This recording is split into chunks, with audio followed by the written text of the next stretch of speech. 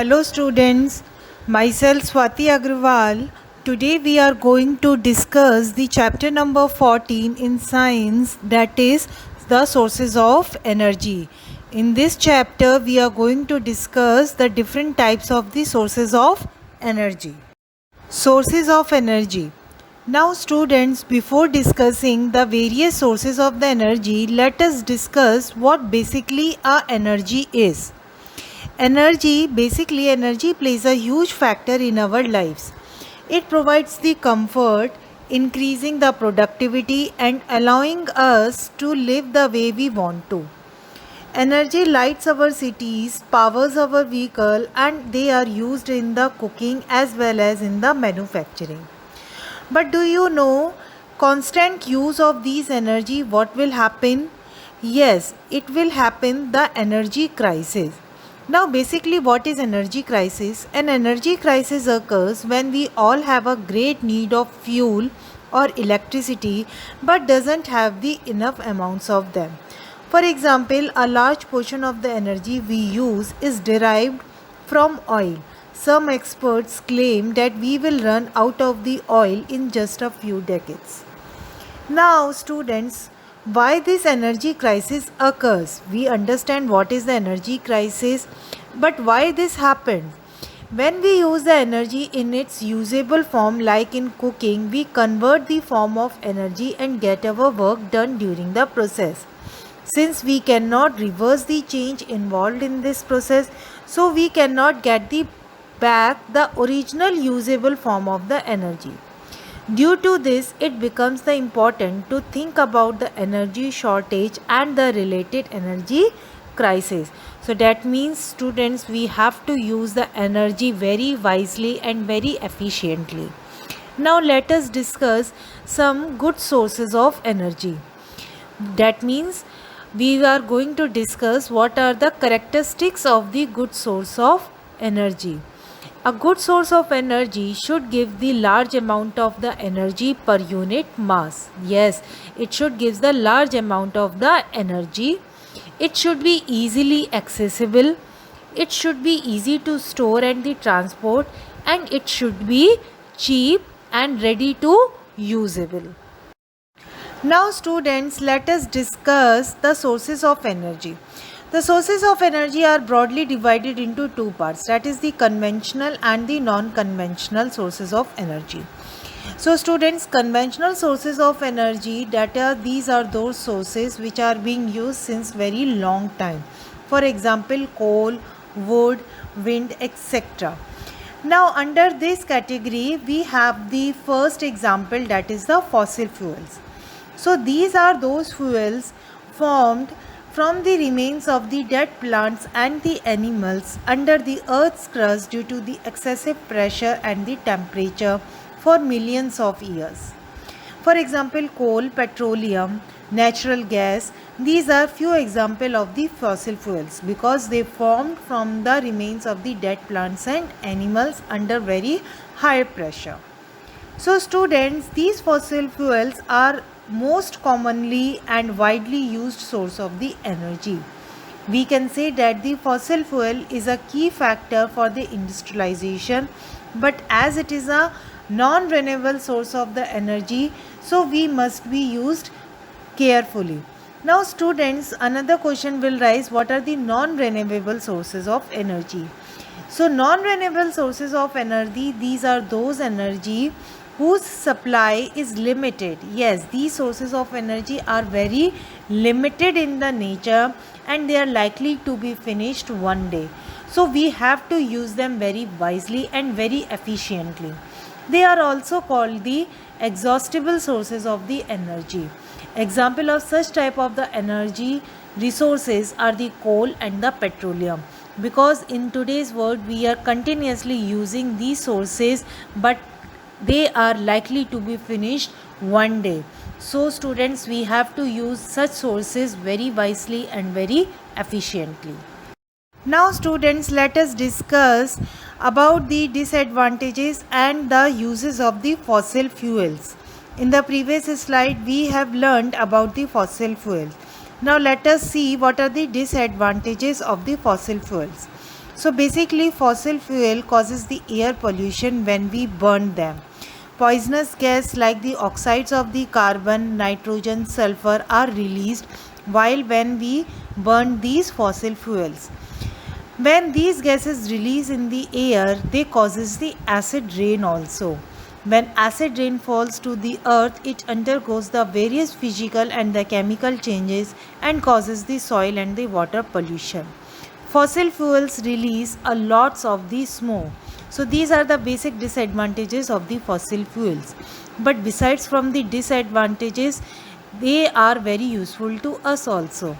These fossil fuels are used in the cooking like LPG, and LPG, it is, you know that it is a petroleum product. Coke, coal, and in vehicles petrol and diesels, they uses to produce the electricity in the thermal power plants. So these are some of the basic uses of the fossil fuels. Now students, we have learned about the fossil fuels. Now let us learn the another type of the conventional source of energy, that is the thermal power plant. So students, the large amount of the fossil fuels are burnt every day in the power station to heat up the water to produce the steam, which further runs the turbine to generate the electricity. The transmission of the electricity is more efficient than transporting the coal or the petroleum over the same distance. So that's why students, the thermal power plant has been established, because it's very difficult to transport the coal or the petroleum, but it can be converted them into the electricity and it is more efficiently can be transported. Therefore, many thermal power plants are set up near the coal or the oil fields.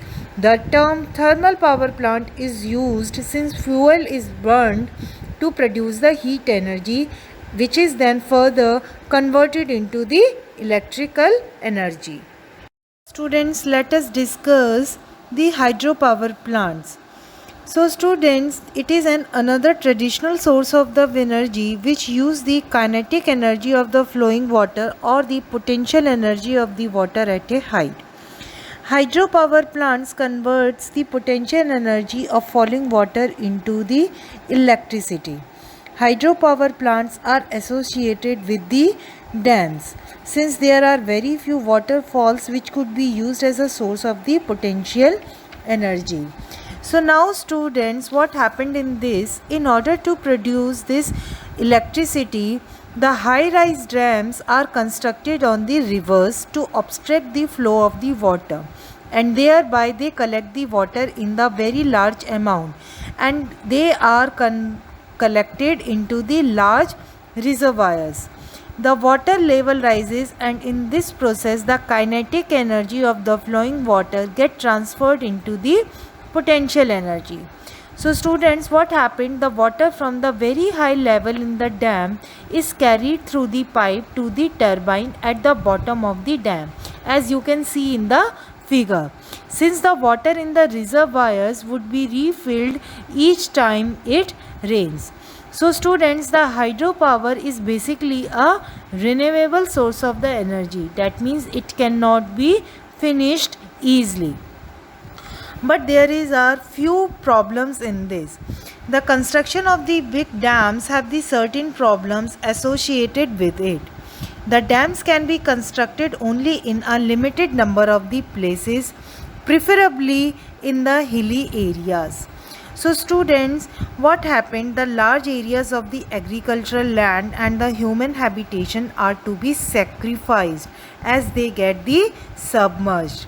Large ecosystems are destroyed when submerged under the water in the dams. The vegetation which is submerged rots under the anaerobic condition and gives rise to the large amount of the methane gas, which is also a greenhouse gas. It creates the problems of the satisfactory rehabilitation of the displaced people. Students, till now we have learned the various conventional sources of the energy. Now let us discuss how we can improve in this the technology for using the conventional sources of energy. We already mentioned that wood has been used as a fuel for a long time. But if we can ensure that the enough trees are planted, a continuous supply of the firewood can be also assured. We also must be familiar with the use of the cow dung cakes as a fuel. These fuels are the plants and the animal products. Yes, the cow dungs are the firewood are the products of the plants and the animals. The source of these fuels is said to be the biomass. These fuels, however, do not produce much heat on the burning, but they produces a lot of smoke when they are burned. So therefore, technological inputs to improve the efficiency of these fuels are necessary. When wood is burned in a limited supply of the oxygen, water and the volatile material present in it get removed and the charcoal is left behind as the residue. And you know students that the charcoal burns without the flames. If you will see, yes, the charcoal burns without the flames, which is comparatively smokeless and has a higher heat generation efficiency. Now students, we have discussed in detail about the biomass. Let us discuss about the biogas, how this biomass is converted into the biogas. So students, the cow dung and the various plant materials like the residue after harvesting the crops, vegetable waste and the sewage, these all are decomposed in the absence of the oxygen to give the biogas. Since the starting material is mainly a cow dung, it is popularly known as the gobar gas. Biogas is produced in a plant, as you can see in the picture. So students, the plant has a tomb-like structure built with the bricks. A slurry of the cow dung and water is made in the mixing tank.